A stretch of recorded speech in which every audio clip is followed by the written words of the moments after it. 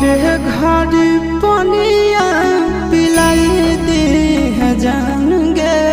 कफन ओढ़ाई दी है टूटत ही जब प्राण गे मरे घर पनिया पिलाई दी है जान गे कफन ओढ़ाई दी है टूटत ही जब प्राण गे हगे हमारा से तोरा जाती प्यार होता भेंट सक छात कर लगे हगे सोनाया गावा हो भरती पा